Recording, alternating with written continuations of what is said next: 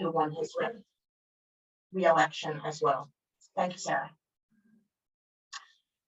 And lastly, the Highline School Levy passed, and Seattle School Board Director Hersey will return for another term. Big high five to all the candidates. We know how much of a commitment it is to run for office, and so many hours and hours knocking on doors, asking for contributions. It's a huge service, and we really appreciate you for being willing to serve. So what do we do next? The midterms are around the corner, and there are going to be a lot of hot races, which we'll want to support as a district. While many of our races may feel fairly comfortable, there will be a coordinated campaign, and I'm certain that the Kim Schreier race in the 8th will be a target for Republicans. I think we're all bracing for losses in the House and the Senate next year. So we're thinking already about setting up some goals to help out in other key states. So there's going to be lots to do in 2022, and we're going to be counting on you and asking for your help again next year. The fun never ends in this world. Without further ado, Rachel, could you share our land acknowledgement, please?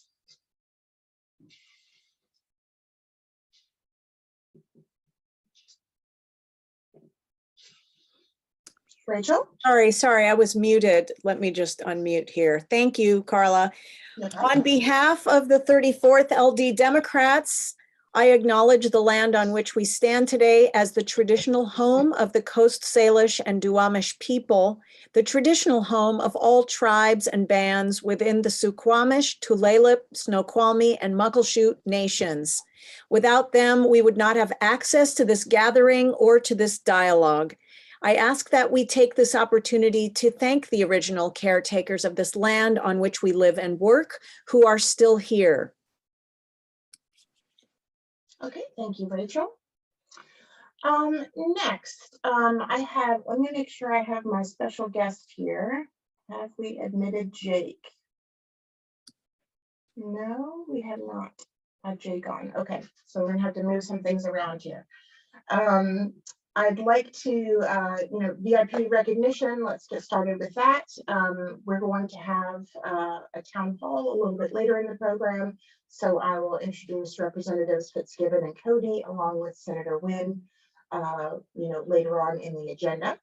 I think I see King County Conservation District Director Chris Porter. Would you like to say anything tonight, Chris? Yes, thank you, Madam Chair. I just wanted to remind everyone that when it's raining and we have our dogs out, it seems easy to just let them poop and let it go because the rain will take care of it. But that sends it into the water stream, into our water source, and salmon don't eat dog poo. So it's really, really important to remember to pick up after our dogs, more so in the winter. Of course, all the time, but even more so in the winter when it rains. And we seem to forget that or be a little lax during the winter. And again, keep the leaves on the ground and let them do what they do for increased insects, butterflies, birds, bees, etc. We need to save and get those numbers up and do everything we can to protect the environment. Thank you.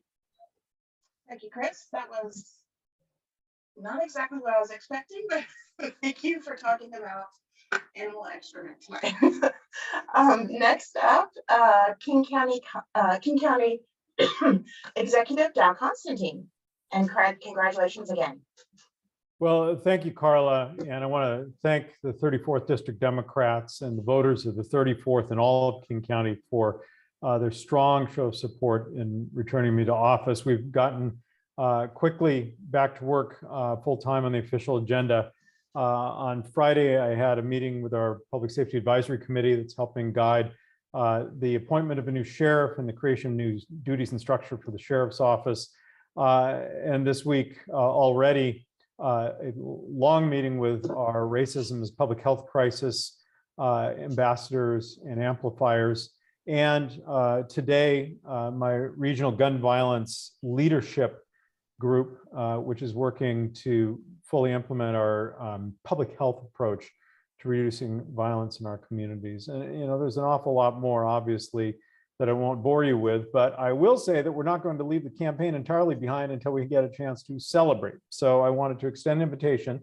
On Monday, we're going to be gathering at 5:30 at the Neptune Theater, right next to our brand new light rail station in the University District, for our victory celebration and my annual 39th birthday, which this year is a special one because on Monday itself, I will be 60 years old. So if you want to be there to say that you saw it in person, please RSVP at our website or just shoot me an email or a text.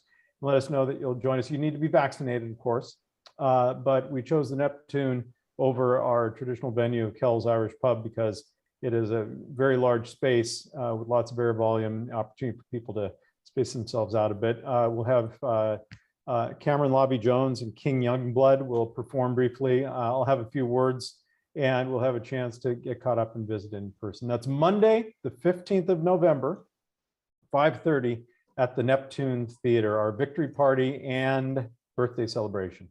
Thanks so much, Carla. Very nice, and happy pre-birthday. Thank you. Very cool. All right, I think we might have a new Burien City Council member, Sarah Moore. Would you like to say a few words? Thank you. I'm so glad to have a moment to say thank you to the entire 34th and to so many individuals in the district for your endorsement as an organization and for many of you who helped me in so many different ways. Thank you to the PCOs who partnered with my campaign and who went out to canvas on your own. And thank you, Carla, for your coaching and your advocacy and your knowledge and experience. And to all of you who door knocked and made phone calls and talked me up to your friends. And a big thank you to Nick for your data management and strategy, and to everyone for your constant encouragement. Thank you. It took us all. Thank you so much. Thank you, Sarah, and congratulations.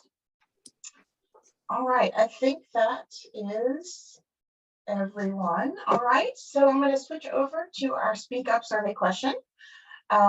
Next, this month's survey question has a lot of possible answers, so I was not going to be able to do it in a poll, although that worked really well last month. Sarah's going to post the link for the question. We're at the end of 2021, and I've started planning the board as well. We've started doing a lot of planning for next year. So what I'm trying to find out is from you, our most engaged members, you're here tonight, and thank you for that. What activities and programs did you value most in what we did this year? Would love to hear from you. Would love to also hear any ideas you have about what you'd like to see us do next year as we begin putting those plans together. So click that link, and thank you for speaking up.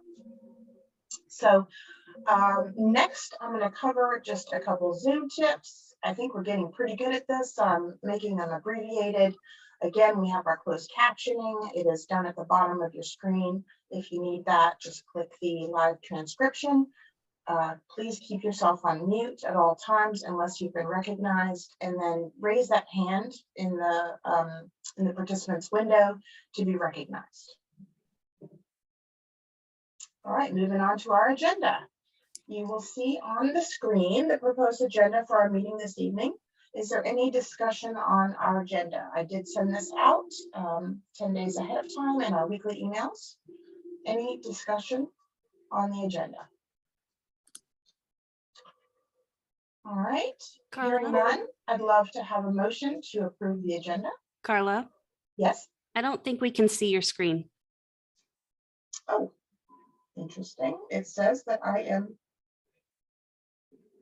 All right, let's just stop it and I will try again. Yeah, it says about you now? started screen sharing, but nothing's coming up. Still nothing? Yeah, there's nothing. No, there's nothing. Just says you started screen sharing. Okay. Let me shut a few things down here. Shout out if you end up seeing something.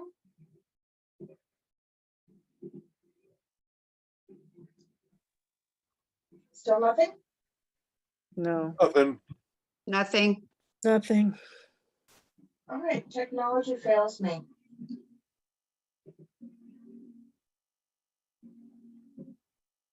Stop screen sharing and then start again. Yeah, I have tried that. Let's try one other thing. I hate to not have any slides this evening. They're usually so beautiful. So, Oh, thank you. I take pride in my slides. Still nothing. Pride in the slides. Well, let me make sure there's nothing else here. For your help, Rachel. Oh, sorry. What you see is our October minutes. I did send these out in the Sunday email to members.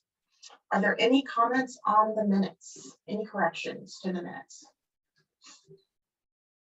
If there are no corrections, I'd love to have someone unmute yourself and make a motion to accept the minutes. Sarah Koch, so moved.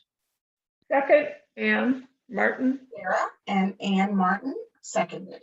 Thank you. All those in favor, please say aye. Aye. Aye. Aye. Aye. Aye. All those opposed, please say nay.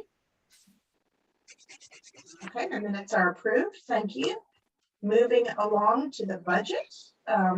Sarah's going to place the budget report in the chat, also sent out in email. Julie Whitaker, our treasurer, would you like to go through the treasurer's report? I would be very happy to.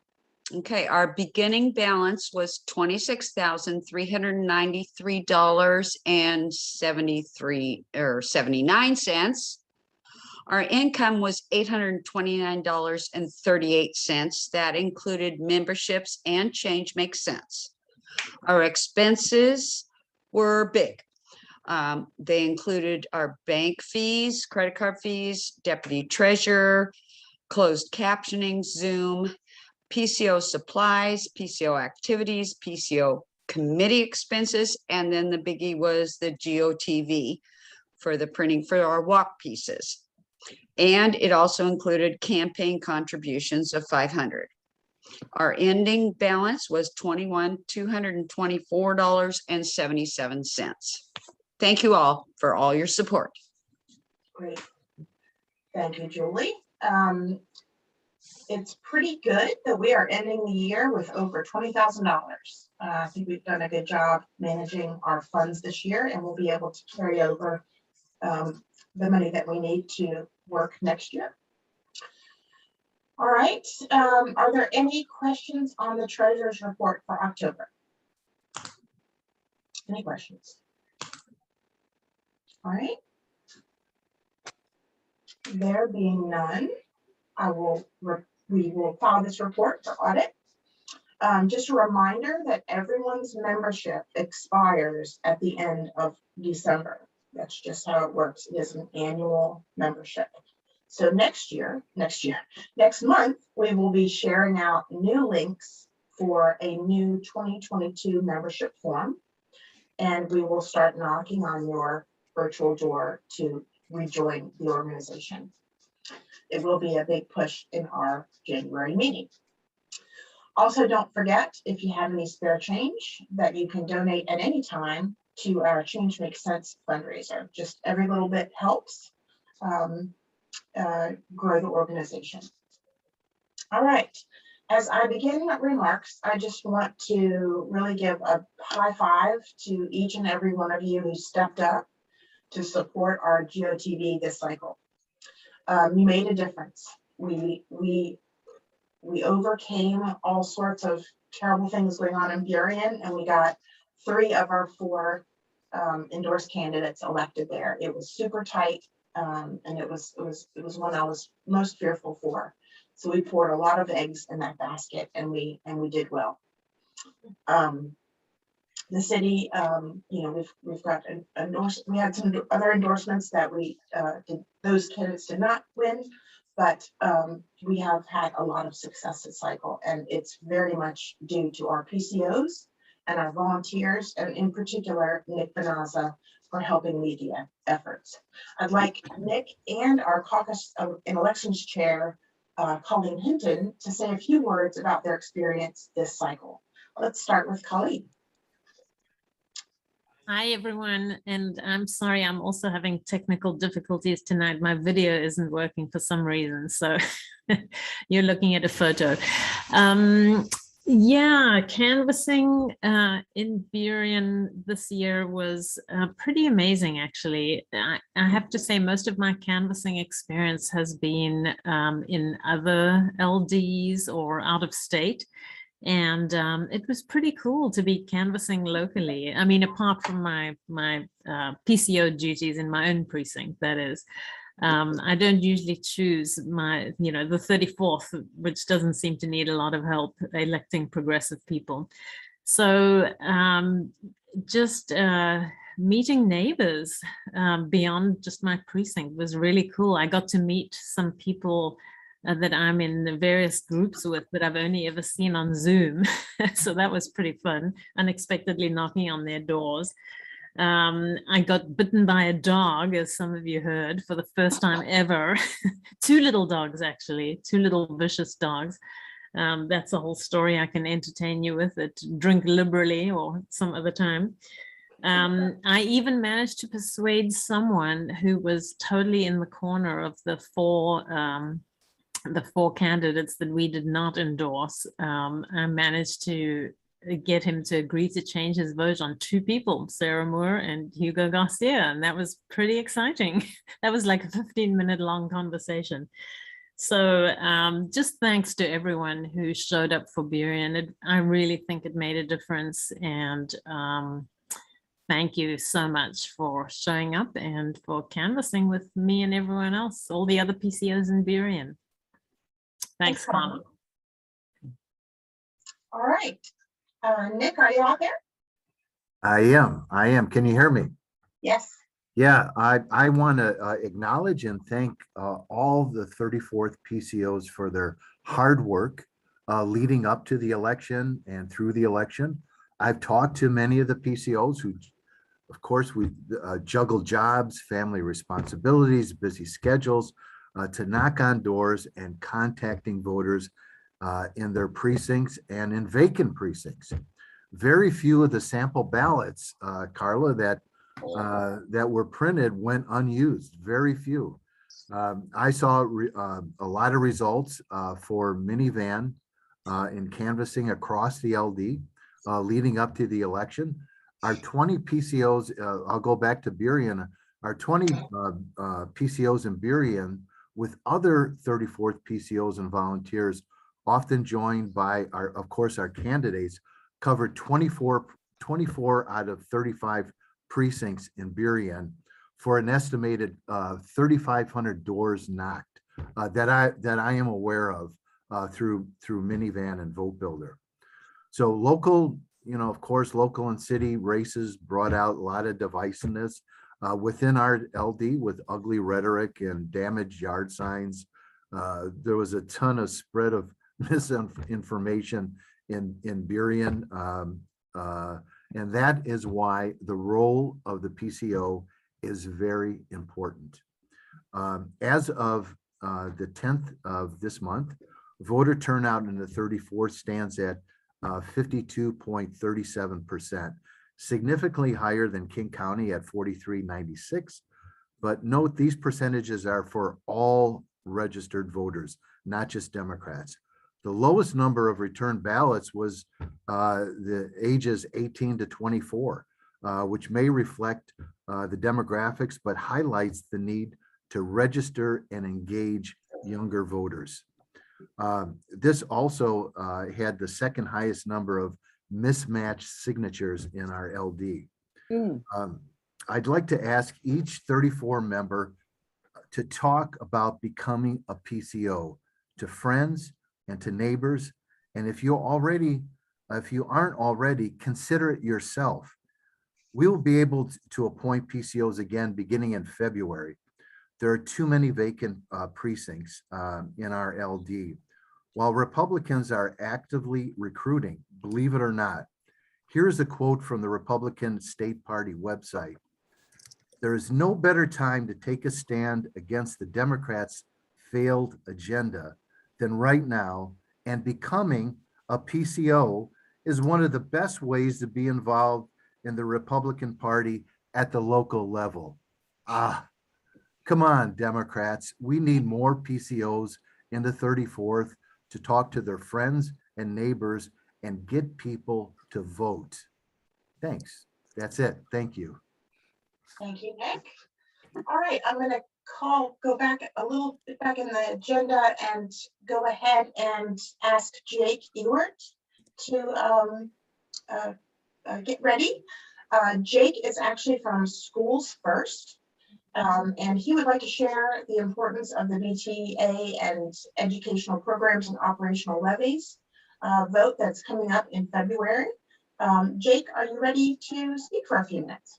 I sure am. Thanks, Carla. I go to a lot of meetings these days, PTA meetings and legislative district meetings. So I need no preparation, and maybe it'll show. But my name is Jake Ewert. I live up in the 36th legislative district. I've got kids in the Seattle Public Schools, and I volunteer for an organization called Schools First. And we campaign for the Seattle Public School levies every 3 years when they come up on the ballot. They come up every 3 years in February, which is a very odd time for people to be voting. Lots of folks, maybe not you folks, you're engaged, but lots of folks aren't looking for ballots in January and February, but that's when we have our Seattle Public School levy votes. The Seattle Public Schools, of course, cannot use public dollars to campaign for the levies itself, right? So we're the volunteer organization of parents and friends of the Seattle Public Schools who do the campaigning for the Seattle Public Schools. And that's what I'm here doing. We've got 2 levies up for vote this February 8th. They are replacement levies, as all levies are every 3 years. All we're doing is replacing expired levies, right? They're expiring and we're just going to replace them. And there are 2 of them on the ballot. One is called the Educational Programs and Operations Levy. And it does a little bit like what it sounds like, right? It helps fund day-to-day operations, things like special education that the state doesn't fund, nurses, counselors. It helps support teacher salaries, arts, drama, music, sports, all the things that our kids need and love in their schools. We support, at least in part, through our EP&O levy, our programs and operations levy. We've also got the Building, Technology, and Academics / Athletics levy. That's a catchy title. That one also does about what it sounds like. It provides a lot of funding for building maintenance and safety, right? Healthy buildings. It also supplies 85% of the Seattle Public Schools technology budget. And if we've learned anything over the last couple of years, it's that we really have got to we've got to make sure our students, every student, has the technology they need to be successful in modern education, right? So both of these levies are critically important to the operation of the Seattle Public Schools. And I'm here asking for a couple of things. One is I want you to go out and vote yes. And we'd love it if you would share. Carla, I think we've sent you a 1-pager. If you'd be willing to share that with your membership and help get the word out. That's really what Schools First does. We get the word out and we urge people to vote yes. That'd be a big help. We would really appreciate an endorsement from the 34th Legislative District. You endorsed 3 years ago. I'll bet you've endorsed in the past. Beyond that, it means a lot to us, right? When we go out to our fellow citizens and urge them to vote yes on these levies, boy, it helps us a lot to be able to point to all the endorsements we've gotten from legislative districts and PTAs and individuals and others. So we'd be very, very grateful for an endorsement. And of course, if you're able as an organization or as individuals to donate, boy, every little bit helps. I'm putting our website in the chat. You can donate through the website. You know, we spend money on direct mail, stamps cost money, paper costs money. We spend money on digital advertising that costs money. So any little bit of help you can offer would be much appreciated. And of course, if any of you want to volunteer, we'd love to have you. We're a modest sized but energetic group of parents and public school supporters. And hey, we could use all the help we can get there too. So if you'd like to volunteer, you can contact us through the website and we'll find something for you to do. And even if you don't want to do it this time, they're going to be levies for, 3.5 years from now, whatever. And, we're going to need bodies for that as well. And we can get you suited up now and get you ready to really contribute in 3 years. So those are the asks from us. Thank you for inviting us to speak. Thanks for giving me this time. And if anyone has any questions about the levies or schools first, I'd be happy to answer. Jake, I have a very quick question. Are you asking for us to endorse both levies, the two that you have mentioned? Not Yes. just one. Okay, Oh, no, both. thank Both you. levies. We need them both. Thank you. So then Carla, I have a procedural question. I would be willing to make a motion, but can I make a motion to endorse both, or do we need Yes. to do one motion for each one? Yes, you can do both in one motion. Okay, I will wait for any questions, and then after that, I'll do my thing. All right, any questions for Jake? Yes, Elizabeth Heath. I Go have a ahead. question. Okay, go ahead, Elizabeth. I've been hearing about water contamination, lead in water in the school fountains. Has that affected Seattle schools, and do these levies address that at all? Thank you. Thanks for the question, Elizabeth. I'll tell you, I'm not sure I have enough detail to tell you that. I've been doing this for several cycles now. I have heard of this problem. I think it did affect the Seattle Public Schools. And yes, these levy funds exist to repair just those sorts of things. I don't know if there's a need anymore or money in this levy for that, but the building and maintenance levy exists to do just that kind of thing, right? Replace pipes, retrofit for earthquakes, fix leaky roofs, all the routine maintenance that are aging. And let's face it, lots of our buildings are aging. Aging buildings need that money comes from that building levy. And so if there is lead in any water anymore, you can be sure that if it's going to be fixed, it's going to be fixed because we passed that levy and levies like. Thank you. Yep.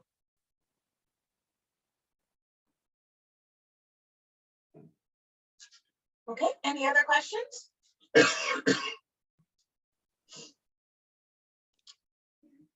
All right, looks like Donna asks, there's a new piece of legislation signed by Governor Inslee and funding in the state budget to help schools with issues relating to lead in water.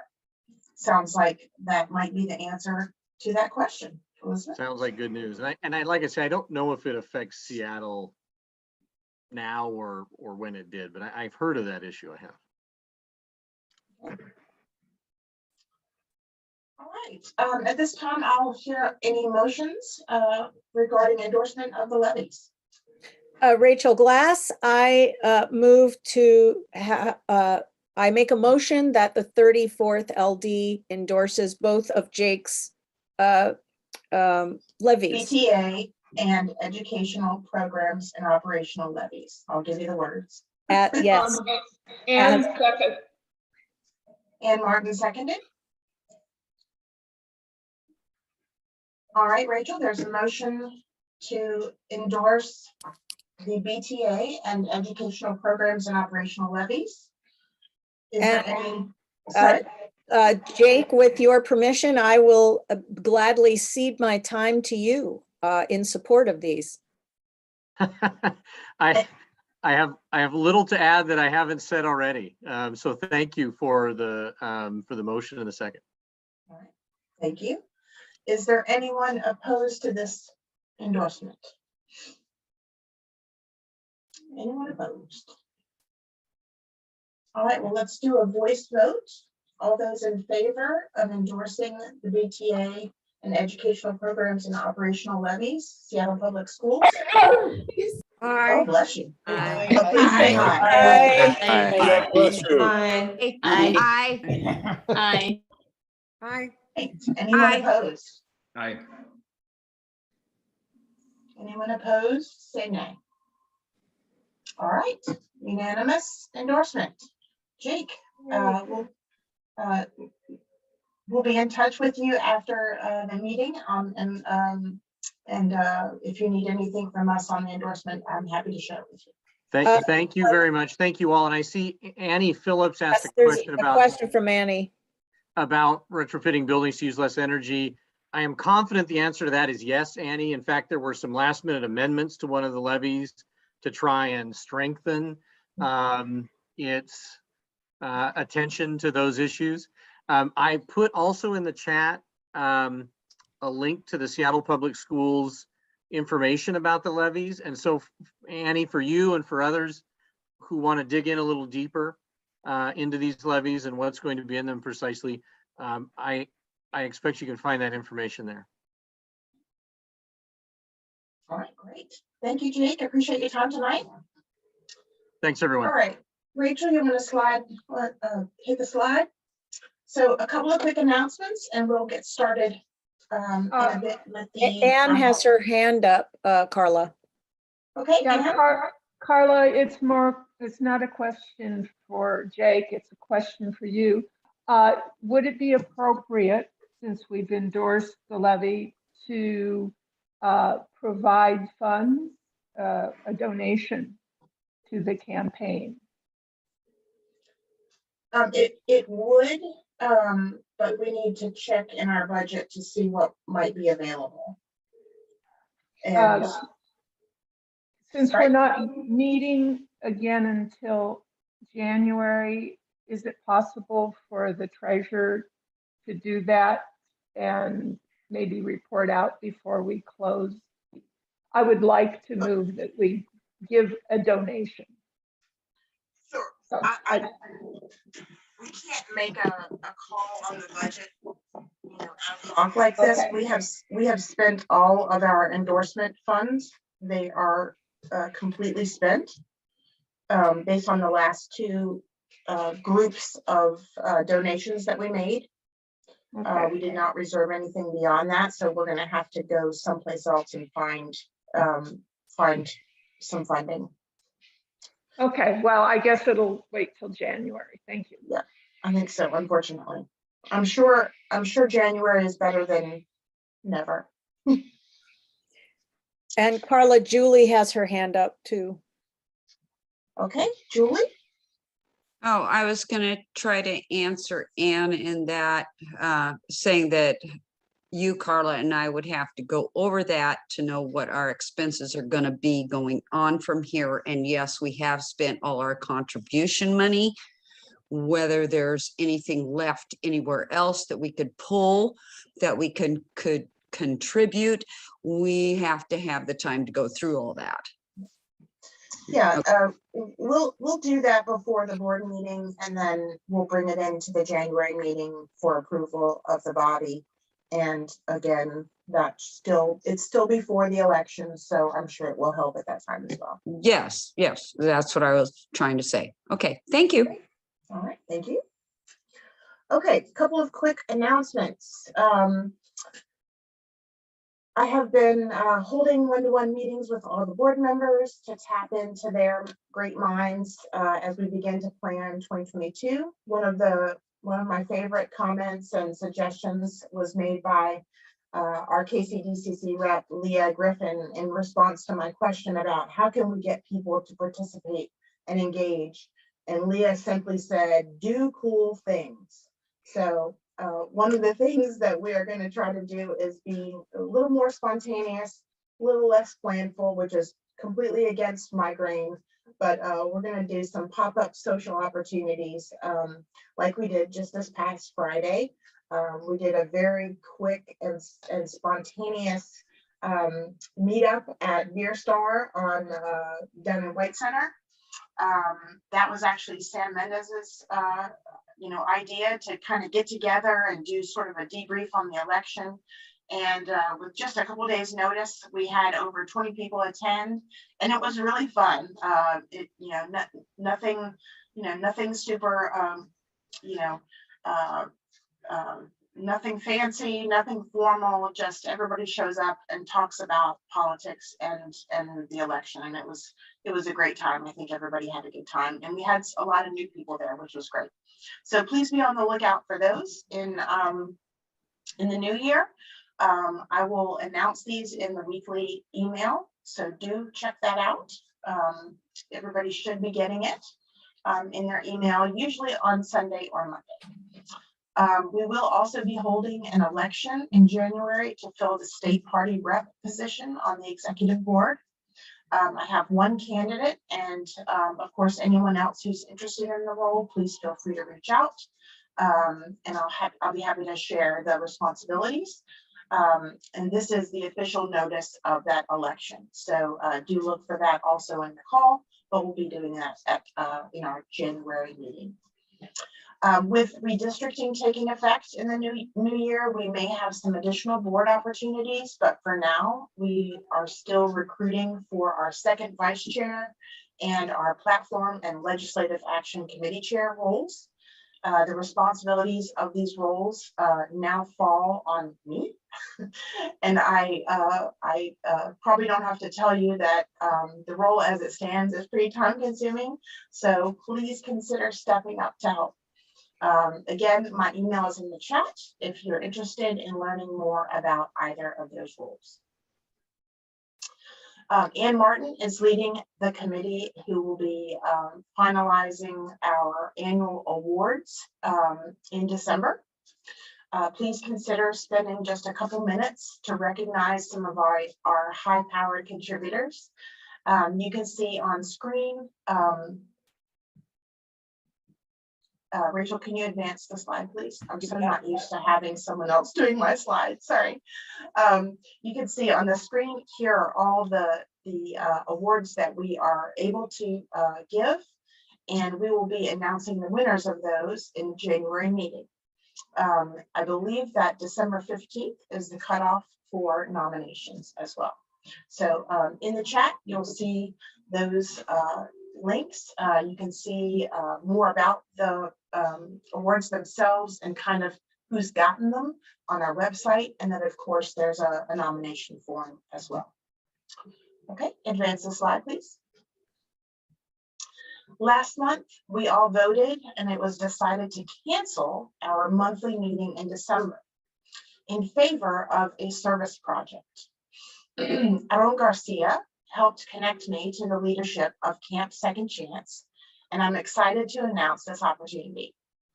Aaron, are you still with us? He may have had to drop for another, he's taking a CPR class this evening. Yes, he has had to drop, so I'll do my thing. Camp Second Chance is a clean and sober homeless encampment providing emergency shelter in tiny homes. The current population is approximately 58. The camp is managed by its residents in partnership with Low Income Housing Institute, or commonly known as Lehigh. Camp Second Chance is one of 10 encampments authorized and funded by the City of Seattle's Human Services Department as part of the city's emergency response to homelessness. Sarah's going to place a link in the chat. We are going to give 3 different ways you can help with this project. And I really beg you to please participate with us. I'm super excited about this, and they're excited to have us because with COVID, they don't have a lot of support right now. It's just not the normal. So they were really excited to hear that we were going to be doing the project for them. I'm going to, in the form that is available to you, you will see that you can purchase food and cook food just as part of our whole holiday spread that we're going to take to them on the 12th of December. they've given us some examples of things that they would like to have or that work well for their residents. So we will be cooking a hot meal. We're also, going to, we've got a list of items that they have requested. So you may donate items, or if you want to go easy and just donate cash, we're going to go out and purchase specific things that they need at camp. So please, again, I'd love to see everybody take part in this and support the project. Donate. The donate form is in the chat now, so please click on that. Go ahead and advance the slide, Rachel. Our next board meeting is Wednesday, the 17th at 7. And as always, it's open to members. So let me know if you'd like to attend. And our next membership meeting will be held on Wednesday, January 12th. Rachel is cooking up another great pre-meeting program for January. So please plan to join us early as usual. All right, now without further ado, I know we're a little behind time. We have our very own elected officials here this evening to share their insights into the 2022 session. I will let each of them speak for 8 to 10 minutes, and then we can take audience questions through the chat. And I'll ask Rachel to monitor the chat as well for any questions that you might have of Representatives Cody or Fitzgibbon or both. Unfortunately, our Senator Wynn missed his flight. He just arrived. I just let him in. Hooray! Yay! Good timing. All right, well, I'm still going to make fun of you because you missed your flight. Joe, I texted Joe earlier this evening and asked him, is your flight on time? And he said, no, I missed it. So we went into a little scramble that he would probably be late. So I'm kind of glad that we're running a little bit late. All right, fantastic.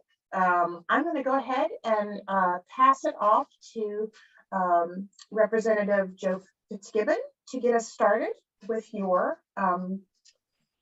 insight. Thanks, Carla. And I know we're getting a late start, so I'll just try to use less than my full time. So as we talked to you guys about in the past, this SAS session is we had the most progress on climate change, and thanks to Randy for the presentation earlier, which I think touched on a lot of the points that I'll make about what we've done so far. By passing an economy-wide cap on our greenhouse gas pollution and lowering that cap over time, by passing a clean fuel standard to require that gasoline and diesel reduce the amount of greenhouse gas they're putting into the air over time, by passing next steps to phase out the use of hydrofluorocarbons, which are an extremely powerful greenhouse gas used in refrigeration, by passing the Healthy Environment for All Act, which incorporates environmental justice into state agency decision-making throughout state government, as well as a landmark bill to move forward in several different ways to phase out plastic waste, including a ban on styrofoam and recycled content requirements for more plastic products. We got a lot done, but we have a lot more to do. And I can tell you that on the climate front in particular, there's 4 main buckets of things that we need to do. I think most or maybe all of which you heard about from Randy already. One is to decarbonize buildings, specifically building heating and water heating. There's going to be a package of building decarbonization bills brought forward by Representative Alex Rammel and the governor to accelerate the transition from gas and oil heat onto electric heat in a variety of different ways. We have legislation coming forward from Representative Davina Dewar from Bothell and I that we've been working together on methane reduction. And you heard from Randy and I think I've heard from others that methane is the #2 most impactful greenhouse gas after carbon dioxide, and its impacts are most keenly felt in the short term. So by cutting methane emissions is one of the best ways we can get near-term reductions in global warming. Which we know after the summer that we had this summer is really necessary. So we're looking at methane reductions, particularly from landfills, which are the largest source of methane in Washington state. So we're looking at a couple different ways to reduce the landfill methane gas emissions. That's two. Then a bill that we passed out of the House last year, again by Representative Davina Dewar, my vice chair on the Environment Committee, to incorporate climate change into the State Growth Management Act. We didn't quite get that one out of the Senate last year, but I have a good feeling about it going into this next session. And then finally, just there's a variety of loose ends from the Climate Commitment Act that again is the cap and trade program that we passed this year. Things that just need to be clarified or straightened out. There are some of the governor's vetoes. There's clarifications that need to be made as a result of those, including incorporating provisions for consultation with Indian tribes about decisions that about allocations of money from the new cap and trade program that could impact their treaty protected resources. That's something we need to add new provisions on, as well as a variety of sort of technical cleanup things in order to make sure that all the climate laws we've passed over the last 3 years, which again been historic 3 years on climate policy, that they can work. We're looking at a few other things that also, I have a bill I'm working on appliance energy efficiency standards to take a couple different categories of appliances, make sure that the ones for sale in Washington are the most efficient ones under production. That the latest EPA Energy Star ratings are applied to as many products as possible. Legislation to continue our state. We're probably the leading state on phasing out PFAS, which is polyfluorinated alkyl substances. That's a very persistent chemical that's very harmful to human health, and it's gotten a lot of attention at the national level lately. There's some more steps that we can take this year, specifically on trying to get that chemical out of more clothing, more textiles, particularly things like Gore-Tex that are water repellent is where you see that chemical used. And we're really going to try to push ahead on demanding safer alternatives on that. There's a big package of salmon recovery bills, including stronger and clearer protections for how we need to protect riparian areas. And that means basically wetlands and areas near streams where water comes and goes. So riparian areas are critical habitat for just about every endangered species in Western Washington. We do better with those. So those are just, I guess the last thing I'll mention, although you'll probably hear about this from Senator Wynn since he's on transportation, still really hopeful about trying to pass a transportation package in 2022, where we can use the investments from that to help fix our ferry system, as well as to make the state's contribution to West Seattle Bridge repair. So and to grow the transit network. So why don't I stop there and turn it over to either Joe or Eileen. I'll turn it back to Carla and Rachel to decide who you want to go next. Great. Let's go with Eileen. Representative Cody. Why is the resolution up on screen? Rachel, can you unshare your screen, please?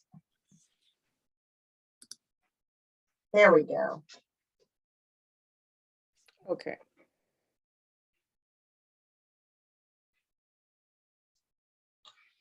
Representative Cody, are you with us? Oh, I'm sorry, I didn't. For some reason, you're fading in and out. Can you hear me?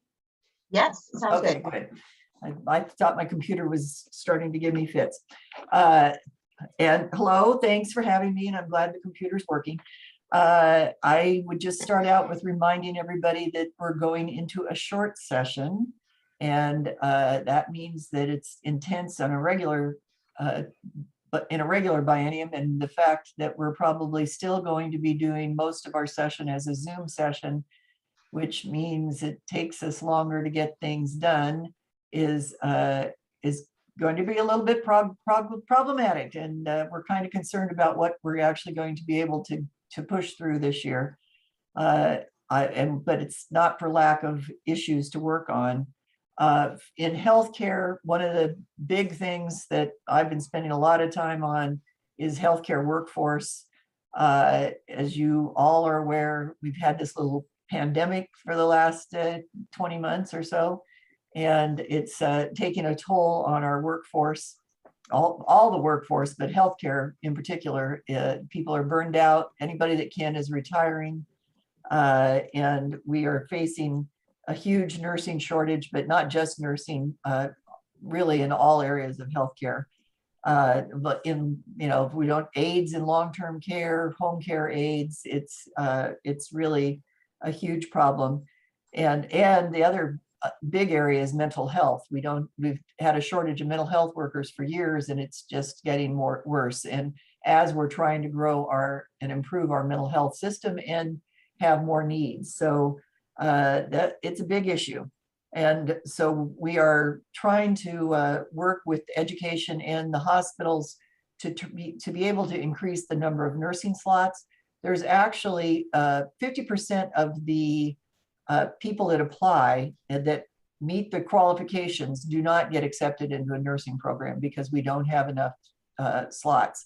So it's not that there aren't people interested in going into healthcare, but the other difficulty is that because we don't have as many acute care beds as we used to have, the clinical placement is hard. So we're trying to work on other ideas to improve clinical placements, to use the simulation labs. That's, we got high tech now, we might as well be using it.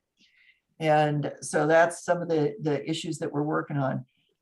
We're going to be following up on equity issues in healthcare. As you know, the disproportionality and impacts of COVID have shown the weaknesses in the system, as we knew that we had. One of the big issues that we worked on last year was trying to improve healthcare for undocumented, and we'll be continuing to try and get some more money into that, the plan that we have for that. And another issue that just has been brought to me this week, and I have to say, there's nothing I like more than cute little med students that come up with good ideas that are so earnest. And there's a group that has been working on equity issues. And one of the issues that they have brought, and that I think is a great idea, is to make sure that prescriptions have the language that the individual, that are written in the language of the individuals that they speak. And evidently Oregon passed a similar bill, and that we're working on going to have that similar bill here in Washington State. We're also looking at charity care. The Attorney General has been paying attention to that through the hospitals. And he has request legislation that Representative Simmons is going to carry to increase the poverty level that would get charity care in the hospitals. And many of you probably don't know that a lot of the bad debt and medical bankruptcy comes from the charges of uninsured to people through the hospitals, and they get charged a higher rate than if you are insured because there's nobody negotiating those bills for them. And so that's a big issue. I will say, I expect that to be a huge fight. I worked on it in about 2006. Speaker Jenkins worked on it in about 2015. So it's time for another go round, but the hospitals are very good at making sure that we don't get a lot passed on that topic. The insurance commissioner is working on a bill, and I'm going to sponsor that is going to improve, or I'll get it. We have a state balanced billing law, and the feds have passed a balanced billing law, or surprise billing. You may have heard it termed that. And we have to reconcile the differences between the two. So that is going to be insurance commissioner's request legislation, but that's a pro-consumer bill that we will be working on. And other consumer issues are Drug Affordability Board. Senator Kaiser actually had passed that bill. We passed it 2 years ago, and then the governor had to veto it because of the money it was right as COVID was happening, and we didn't know what our budget was going to do. So he had vetoed it at that time. So she's bringing that back and actually going to have a little bit more teeth to it than the first time around. And then the different, we refer to them as disease groups, are working on a copay accumulator. And the question on that is, a lot of the drug companies will give you coupons to start your medication, but your insurance company does not count that towards your out of pocket. And so you still end up having to pay. So we're working on this copay accumulator issue, which has been actually an issue in a lot of states that have been working on it.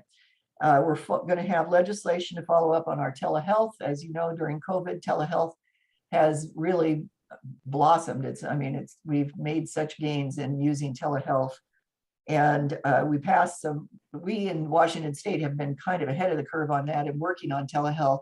and have a telehealth collaborative that is run out of the University of Washington. And they have made some recommendations to update our law and to make sure that we're still making sure that we have quality care, but allowing for more telehealth to be used. And an issue that came up for my family, and that we had passed legislation last year, and my husband was going to have a visit over at the University of Washington, that which would not have been approved by at the time, we didn't think it was going to be approved by the insurance company. And when we asked for an estimate, which is one of the things that you're supposed to be able to get, they included a facility fee. But in the bill that we had passed last year, insurance companies can't be charged facility fees for a telehealth visit.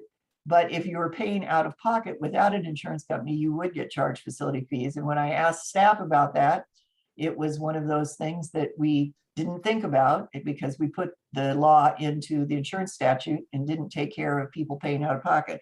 So I'm working on updating that little piece of the law. And then the last thing I'll just mention is, I know all of you heard about the long-term care bill and long-term care trust act.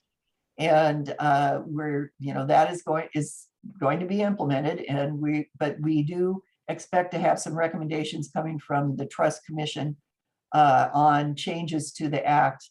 The one that I expect is that we're going to be working on the most is something to meet the needs of the people that are close to retirement and would not get vested. That has been the thing that everybody's the most concerned about. So that I expect that we will try and address that issue in the next session. And I'll stop so that we can get to questions. All right, thank you. And last, probably in an airport, Senator Wynn, what do you got for us tonight? Can you hear me okay? Yes. Awesome. Thank you so much. Yeah, don't try to juggle childcare duties with a tight deadline at the airport. It's not as busy as it's been before, but it's still busy enough to make it tough. This is my first time in the airport in 2 years, so it's been kind of very surreal. So thank you so much for hosting this town hall as well. And to kind of piggyback off of the work that the representatives are doing, some of the stuff, at least on the Senate side, we've kind of bucketed it into a few different types. Education opportunity for all, healthy families and communities, a just economy for all, investing in infrastructure, and then climate resiliency as well. So as we know, there's a lot more to be done after this pandemic. One of the biggest things that I think we're going to be focusing on is also how do we handle the federal funds that likely will be to come in with the infrastructure package that has been passed, but also the Build Back Better as well, to making sure that we invest in ways to make sure that this pandemic is equitable in its recovery. And what we've talked about a little bit, kind of in addition to the work being done, already discussed, is housing and affordability. How do we make sure that we can mitigate some of the impacts of folks as the eviction moratorium has sunset? And then also, how do we make sure that we invest in basic needs programs to ensure that folks who are on the margins aren't gonna get lost as well? So those are some of the main ones from the human services basic needs sides. And then Representative Gibbons mentioned this before as well, but we're very hopeful that a transportation package gets passed this year. Some folks may have noticed that there was news today. Senator Steve Hobbs is becoming the Secretary of State, which means he is going to be former chair of the Transportation Committee.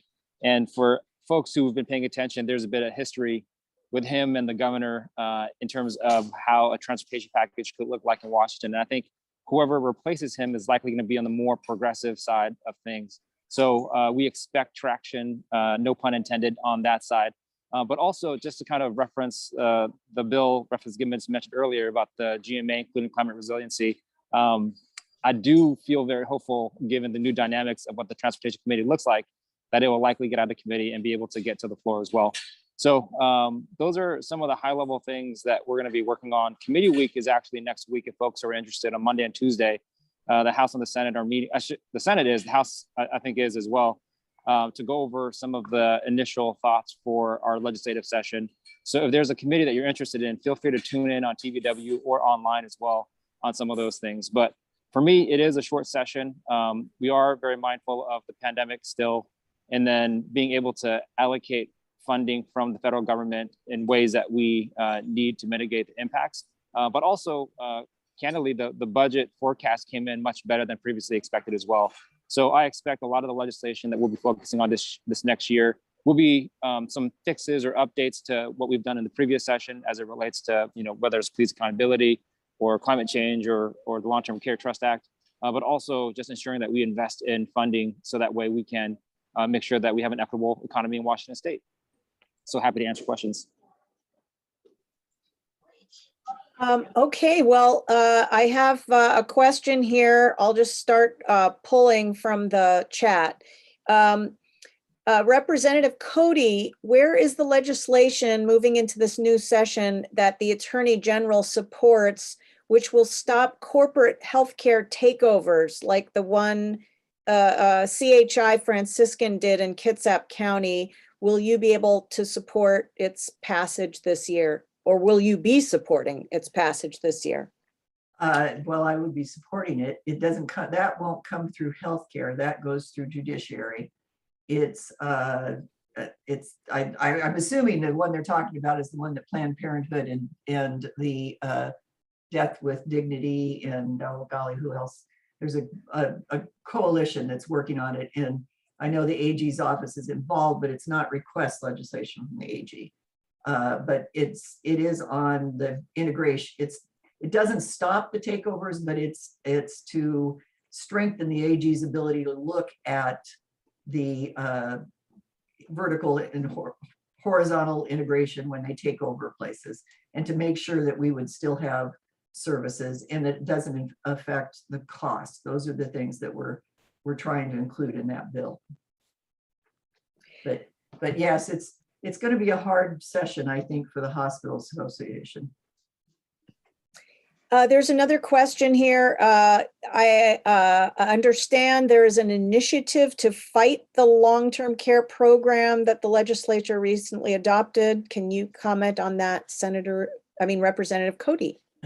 Well, I know it's been filed. That's all I can really comment on, is that it was some of a former representative, I think one of the Republican representatives, helped lead the signature gathering, and for an initiative, and then so that they have been filed, but I don't know anything more on the lawsuit about that. This question, I believe, is for Joe Fitzgibbon. Has all styrofoam, they were talking about styrofoam, that's number 5. Has all number 5 plastic been banned? Do you know? Not all number 5 has been banned. There are plastics labeled number 5, labeled with the Chasing Arrows recycling symbol 5, that are not styrofoam. But styrofoam, and the technical term is expanded polystyrene, because styrofoam is a brand name. That's banned for packing peanuts. It's banned for food takeout containers, and it's banned for like void packaging, like the things that your furniture comes surrounded in its box, to make sure it doesn't get damaged along the way. So those 3 applications of styrofoam will be banned, and I think the food packaging is not until 2024. The other 2, the packing peanuts and the void packaging, those would be 2023. So those are the applications of styrofoam that you will, in a couple of years, no longer see. Great. Now, here is a question again for Representative Cody, wondering what you can do to promote universal health care / expanded Medicare within our state. Well, we can't do anything about the Medicare or Medicaid. Those are federal programs, and that's when we talk about the single payer, the problem of trying to implement single payer. That's because we cannot afford it unless we get the feds to allow for states to basically that they send the money that comes from Medicare and Medicaid and allows us to do that. And so far, we have not been able to get that passed on a federal level. But we're trying to work on programs, as I said, when I talked about the immigrant health care for the undocumented. That's one of the big areas where we don't have any program. And so we have been working on making the state subsidies available so that people can buy their healthcare on the exchange and be able to be treated like everybody else, whether they have documentation or not. Representative Cody, you're getting a lot of questions. I know, I saw healthcare just gets everybody going. That's right. So you are our lifeline. So the question is, this is in regards to the statement that you had made about 50% of nurse applicants not getting accepted. Why is that? And can you talk a little bit more about Because that? we don't, the problem is that we don't have enough slots. We don't, in other words, the education cannot meet the need of the people that want to get in. We need more nursing educators, so more nurses getting masters and PhDs so that they can teach. That's one of the problems. And we also need more clinical placement, because one of the reasons that they can't expand, even if they can hire the teachers, is that there's not enough hospital spaces to be able to put all of those trainees in a hospital to get the clinical placement. So that's one of the things that, as I said, we're trying to work on with the simulation labs, and also to try and get some of the education to think about, maybe classes on the weekends instead of just Monday through Friday. I mean, I can tell you when I was a nursing student, it was only day shift and only Monday through Friday. But, there are other shifts they could be doing evenings, and the hard rotations to get into the most are not so much med surg, because there's a lot of that. It's pediatrics, mental health, and OB/GYN, and every nurse has to take a rotation through those. And so those are the ones that, because there's just not that many units, not everybody has a maternity unit in their hospital. So that's where difficulty comes in. The next question is, what will happen with the Universal Healthcare Commission in 2022? Well, they were just appointed, and I think they're supposed to meet before the end of the year. So they will, they'll start meeting, and I don't remember the names. I mean, it was appointments for the governor. I know the chair is Vicki Lowe, who's been around and has been active in the Indian Health Commission. So, but I don't know, really, I can't tell you the names of other people that got appointed. I can't remember them all, because it was not, a lot of people, they tried to get some new faces instead of all of us that have been around for a long time. Here's another question, and I think it's for anybody, any of the three of you. Is there any hope of additional funding to increase school counselors, social workers, nurses, and other key support staff in schools? I was gonna let one of you guys take it. I mean, I definitely think that's something we want to do. And that has been in the budget in the past. It was in the budget in 2020, and the governor had to veto it out because of COVID. It's extremely expensive. It's in the hundreds of millions. And so it kind of depends what our revenue situation looks like in January. I think that within the K-12 education space, I think that that's generally the biggest thing next for us to do when we have the revenue to cover it. We did a lot of tax increases in 2021, so I don't think the legislature in an election year is going to be as motivated to do tax increases, just knowing the kind of, political headwinds we might be facing. But I know that we are not up to par in terms of where we should be in terms of school counselors. And I think that's the biggest need. And the thing is, the K-12 system is half the state budget. So even investments that seem like they should be small, when you just magnify it out across all 295 school districts, they have a lot of zeros after them. But I definitely think we want to do that when the general fund is in a position where we feel confident that we can afford it.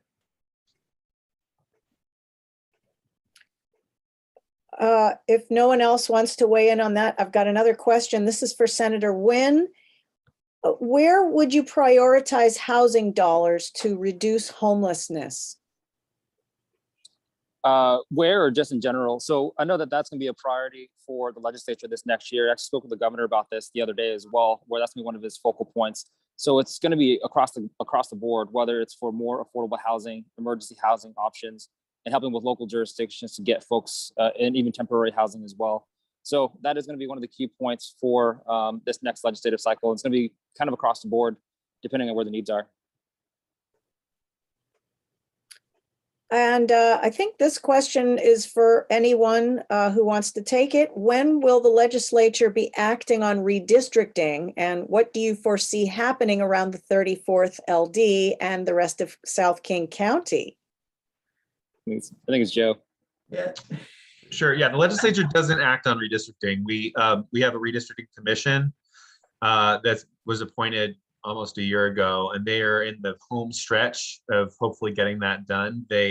Their deadline to achieve it's 2 Democrats and 2 Republicans, and so the setup requires that it be a bipartisan agreement in order for the map to pass the commission. Their deadline for that is just 5 days from now. It's Monday, and so it's going to come down to the wire whether or not they can reach agreements or not. If they're unsuccessful in getting 3 of the 4 commissioners to vote for a plan, both the congressional and the legislative map, then it goes to the state Supreme Court, which has never happened as long as we've had this redistricting system. So I'm really hopeful that that's not what happens, because I think the Supreme Court would have until April 30th to do their map, which would I think it's just pushing it way too much into the election year when people would be finding out what district they live in about a week before they'd be filing for office. And I just don't think leads to good, well-prepared candidates. So hopefully that will get done in the next 5 days. But yeah, the legislature we don't get to draw the maps, unlike a lot of states, which, for better or for worse. We don't draw it, but we do vote on it up or down at the. Well, and we can do, in order to make changes to it, you have to have a 2/3 vote. So it basically requires a bipartisan agreement, which is what the commission also requires. So it's fairly tends to be if the legislature makes any changes at all, they're kind of tiny little tweaks to make sure that the lines meet. Thank you. Another question. Oh, I'm sorry. I realized I didn't answer the part of the question about the 34th. I would be surprised if at the end of the day the map draws Vashon into the 26th, like we saw in the Senate Democratic map. I think it's a pretty interesting idea, and for Vashon voters who are overwhelmingly Democratic to help, play a role in swinging the 26th district from a lean Republican to a lean Democratic district. That'd be a pretty good thing for Democrats across the state, and for the values that I think Vashon voters care about. That said, I don't think that the commissioners are headed that direction. Across South King County, I guess, I don't know if I could say across South King County, but there are maps, that one of the proposal right now from House Democrats includes taking Burien out of the 34th, moving it into the 33rd, and giving the 34th Pioneer Square in downtown Seattle. I can tell you that's not my preference. I'd rather keep Burien. But we'll know in a week, or it'll be at the Supreme Court, in which case we won't know for a long time. So here's another question, and I'm assuming this is for anybody who wants to take a jab at it. What is your position on guaranteed basic income? I mean, I've publicly support that idea before in the past, and there's proviso from last session to have a work with that studies the potential implementation of it. We've seen some innovative stuff being done, even in Tacoma, down south from us as well, where it's targeted for specific demographics. So generally support, obviously you got to figure out the cost structure and kind of how you make it work. And there is a work study being commissioned to do with that as well. Yep, ditto.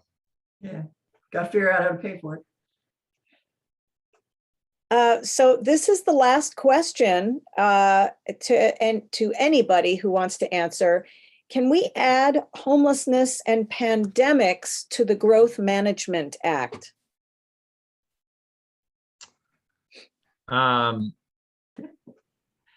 don't know exactly what that would mean. I will say housing is a big part of the Growth Management Act, and we passed actually a bill this year, House Bill 1220, to really strengthen the housing requirements of the Growth Management Act, make sure that cities are planning for housing affordable, that there's not just planning for high income housing, that they're looking at, is housing affordable to different segments of the population, and also to keep cities from banning hotels from being used for shelter, like Renton did with the Red Lion over there, which I think was a huge mistake. So 1220 was a good step forward in terms of incorporating housing, affordable housing policies to fight homelessness in GMA. Pandemics, I'm just not really sure what that would entail.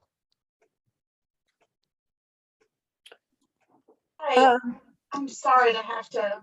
Could I just real quick, Rick, Carla, if all of the legislators here want to put their contact info into the chat, please feel free to send your questions to our folks, our representatives and senator. I know they would be more than happy to answer your questions. Thank you.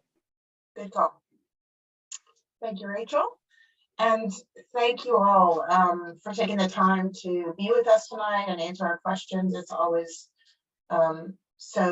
we're always so thankful to have access to you. So we really appreciate that.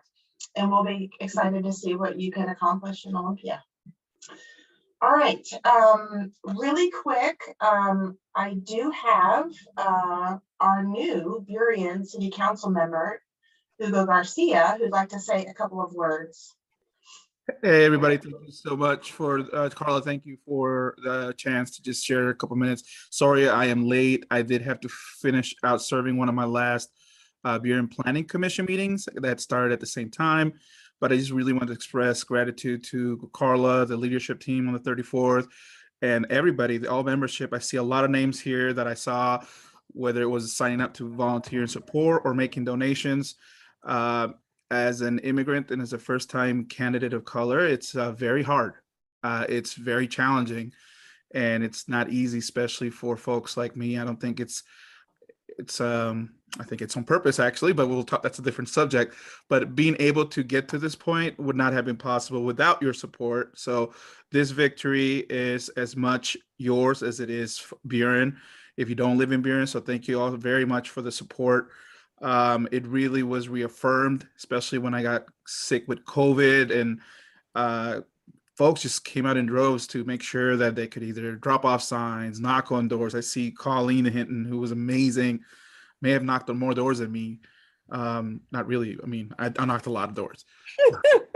But I'm just saying, you guys came through, showed up and showed out. And it's appreciated.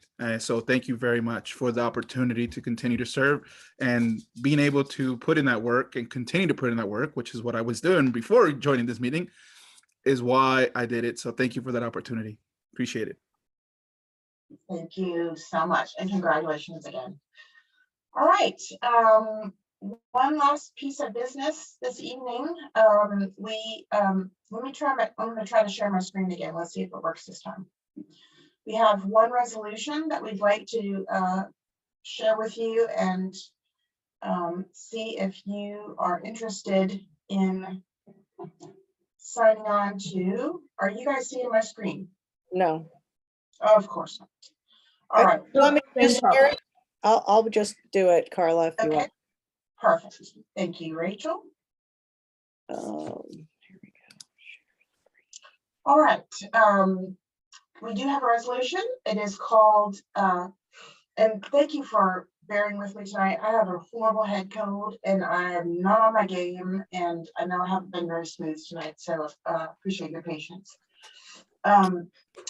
This resolution was brought to us by Annie Phillips after consideration by our Environment, Energy, and Land Use Caucus. A link to the resolution is in the chat if you'd like to take a closer look. And Rachel's got it on screen here for you as well. The resolution is on recovery of salmon, steelhead, and southern resident orcas. And it has, Buddy will take you through a summary of it. Buddy?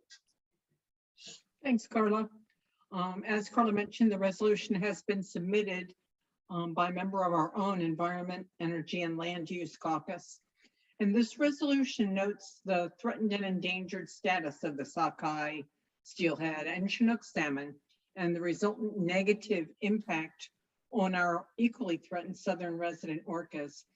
It points out the failures of past recovery plans and joins with the affiliated tribes of the Northwest in pointing out the need to remove the dams on the lower Snake River to honor treaty obligations and to help these threatened and endangered species survive. It notes that the energy that's currently generated by these dams can be replaced by wind and solar, other green energy. And it points out that Senator Murray and Governor Inslee committed to working to honor tribal claims with the removal of the dams. It states the support of the committee, and it applauds the actions of Senator Murray and Governor Inslee, and notes that the breaching of the dams must be accompanied by investment to meet community and stakeholder needs. It calls upon the Biden administration to work with the tribes, states, and other stakeholders to meet treaty obligations. The resolution not only came through the caucus, but it's been reviewed by the Endorsements and Resolutions Committee and the Executive Board and forwarded to the membership with a due pass recommendation. So I would like to move that the membership of the 34th Legislative District Democrats adopt this resolution. And to speak for it, I would like to hand off to Annie Phillips. I second. We can hear you. I second. Annie, will you be speaking to the motion as well? Well, I can. I don't have anything prepared. The dams are not really very effective as dams. They're old and they need a lot of maintenance, a lot of repairs, and they're not really effective to produce power or irrigation or transportation as far as barging agricultural products downstream, and they are messing up the salmon. They mess up their journey upstream. They retain the water so it warms up, and warm water is anathema to salmon. And it's just a bad deal for the salmon, which is, as Bunny said, bad deal for the orcas. So there's no reason we shouldn't reach them if we do it carefully, as was done on the Elwha River with the Glines Canyon dams. And that's a great success. So we should do this, and we should support this. We should endorse this whole idea. Okay, thank you, Amy. Is there anyone that would like to speak against the motion to adopt this resolution? Anyone wanting to speak against? Okay. Well, I'll call the question then. All those in favor of adopting the resolution on recovery of salmon, steelhead, and southern resident orcas, please say aye. Aye. Aye. Aye. Aye. Aye. Aye. Aye. Anyone opposed, please say nay. All right, the ayes have it. The resolution is adopted. Thank you, Annie. Thank you, Bunny. Thank you so much, everybody. Rachel, hit the slide, please. Thank you. All right, as Representative Fitzgibbon mentioned earlier this evening, just wanted to give you some updates and where we are with the redistricting. King County districting, they call it districting, not redistricting, is also happening at this time, and that affects Joe McDermott's, Councilmember McDermott's 8th district. Just be aware of this. I have a link on the screen there and in the chat if you'd like to look up information. And as Representative Fitzgibbon said, we will hopefully have word on this next week on the 15th. And I'll be reporting out in it in our emails as we kind of head toward the end of the year. Redistricting does take effect the 1st of January, as long as everything passes through all of the approvals. So that will have some change for us. And we'll probably take a good part of our January meeting to explain this and share the details. Sorry.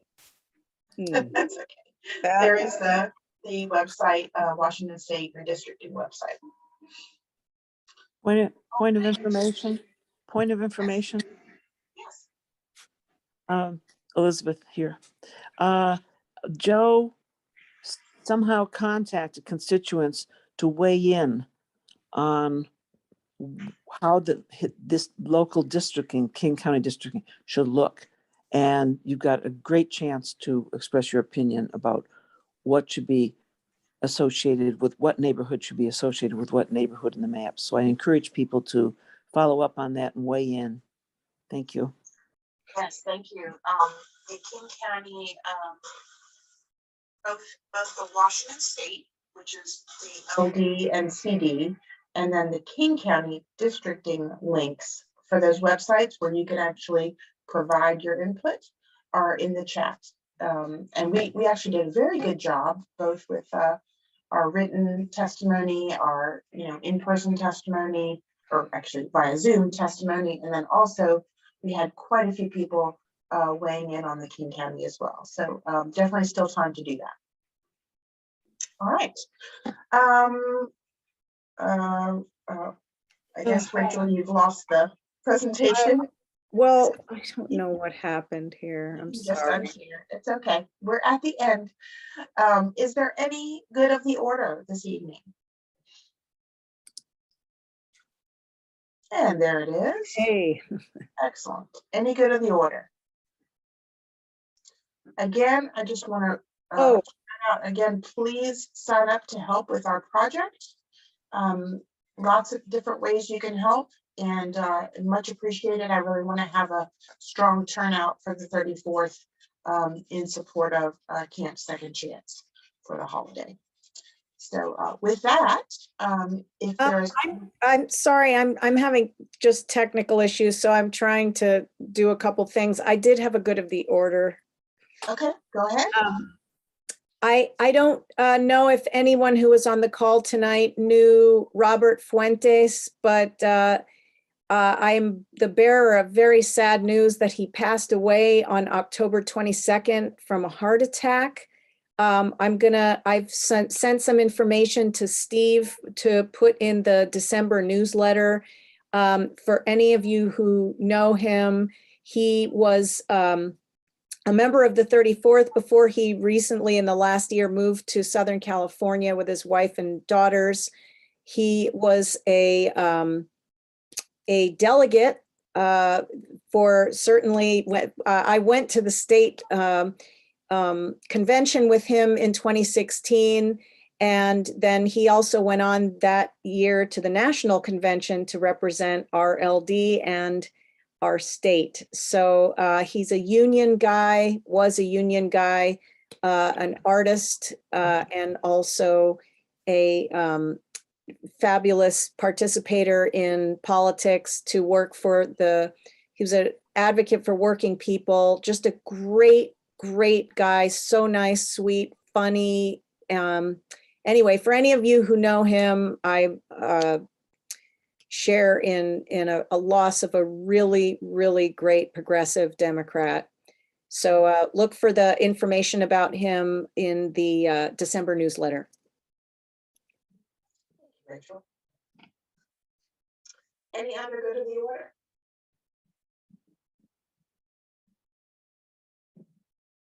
All right, I see no hands. Well, thank you very much for being here this evening.